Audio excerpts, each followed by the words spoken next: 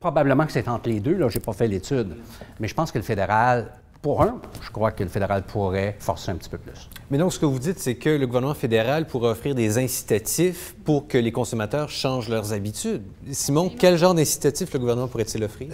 On n'est plus au niveau des incitatifs, là. Ce temps-là, il était... Dans les années 90, on pouvait parler d'incitatifs. Maintenant, là, il faut des infrastructures.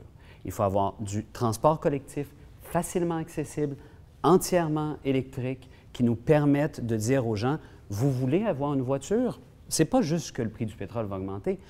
Ça va vous coûter plus cher d'en avoir une. Ça va être moins rapide et moins confortable parce qu'il y a cette offre de transport collectif qui est plus utile et plus agréable. Okay. C'est comme ça qu'on va changer les habitudes des gens, par l'offre. Non, incitatif, absolument. Et tu as mentionné l'électricité. Tout d'un coup, tu vas faire des transports électriques partout. Qui va produire cette électricité? Le coût de l'électricité, présentement, est subventionné par le gouvernement. Alors, les gens en abusent. Non, en fait, le bloc patrimonial rapporte plus que ce qui coûte. Le coût de l'électricité en Ontario et au Québec est subventionné pour les entreprises parce que c'est vendu par les sociétés d'État. Oui, mais ça, c'est minuscule par rapport à ce qu'on produit. Non, c'est vendu aux entreprises et aux individus à un taux plus bas par les sociétés d'État et les gouvernements ne veulent jamais augmenter.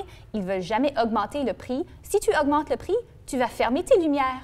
Tu ne vas pas utiliser ton lave-vaisselle Non, l'élasticité de l'électricité, c'est à peu près nul. Absolument. Donc, qu'est-ce que vous racontez là? Tu vas changer tes habitudes si ça te coûte plus cher et les gouvernements ne veulent pas, comme tu as dit, coûter plus cher pour l'énergie.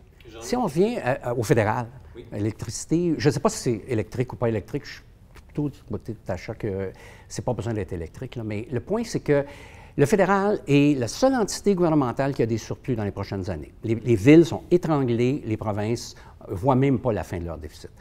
Qui va aider les villes à mieux se comporter, à avoir une meilleure infrastructure de transport dont on parle? Le fédéral.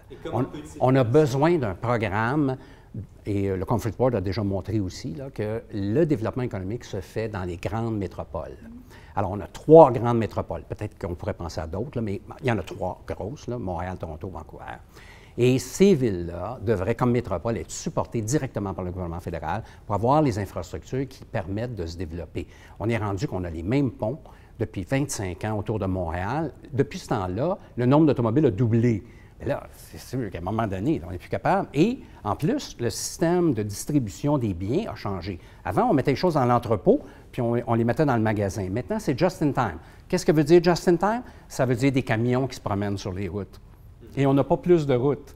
Alors donc, en gros, là, on est mal adapté. Et je pense que le fédéral pourrait jouer un rôle là-dedans. Donc, une refonte complète, finalement, de la façon dont les choses sont faites. Grosse aide dans les agglomérations métropolitaines.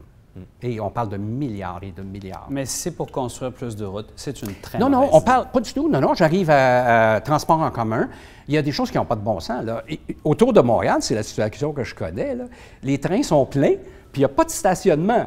Les gens montent dans les champs pour aller... Après ça, ils marchent pendant 25 minutes dans le froid pour arriver au train. Mais là, l'intelligence minimum, là, c'est d'avoir des stationnements incitatifs et puis d'avoir assez de train pour rentrer les gens en ville. Et certains transports en commun, comme les autobus, il y a des places où tu ne vas pas mettre des rails partout. C'est impossible, c'est trop coûteux. Il y a des maisons tu ne peux pas déplacer tout le monde, même pour mettre à Pearson, pour mettre un train à Pearson. Il y a les gens qui luttent contre ça parce qu'ils ne veulent pas ça dans leur cours. Alors, les autobus aussi, il faut des routes. On ne peut pas dire que tout va se faire par des il y a des trolleybus, vous savez, hein, ça existe. Il y a des trolleybus. Oui, attends, parle-moi pas des trolleybus. Les trolleybus, tu vas les faire des banlieues au centre-ville, impossible. Non, mais il y a des trains de banlieue, ça va. On en a. Il faut les développer mieux, il faut en avoir davantage. Moi, je suis d'accord pour une diversité. Je prends parfois les trains de banlieue, ils ont doublé le temps qu'ils roulent et c'est toujours plein. Pour faire un train de banlieue, c'est une bonne idée, non? Non, mais le coût serait faramineux. Il faut avoir un équilibre entre le transport en commun et le transport personnel parce que tu ne peux pas servir tout le monde, tout le temps par le transport en commun. Mais on est loin de là. Ça, c'est du grand délire. C'est comme de dire, on ne peut pas tout faire en transport. On est loin de là, là. Pour l'instant, le transport en commun, il est largement insuffisant. Amenons-le juste à être à peu près suffisant. Ça va déjà être un début. Moi, je ne suis pas en train de vous dire qu'il faut que tout le monde soit en train. Et les gouvernements n'ont pas l'argent pour le faire. C'est trop cher. Les gouvernements de municipaux ou provinciaux ne sont pas capables. Donc, ça part encore du gouvernement fédéral. Et c'est une vision du Canada. Là, on parle d'une vision importante. Développer les grandes agglomérations, les rendre modernes. Là, on se retrouverait comme Hong Kong, Singapour, où là, vous parlez de villes extrêmement dynamiques. Merci beaucoup. C'est la fin de notre discussion. C'est la fin du 4e thème, mais c'est aussi la fin de notre table ronde. J'aimerais remercier mes 3 invités, Simon Tremblay-Pepin, Tascha Kérédine et Jean-Luc Landry. Merci d'avoir été des nôtres. Merci à vous aussi d'avoir été des nôtres. J'espère qu'on a réussi à répondre à certaines de vos questions et aussi qu'on en a suscité d'autres chez vous. Bonne consultation prébudgétaire. Merci et à la prochaine.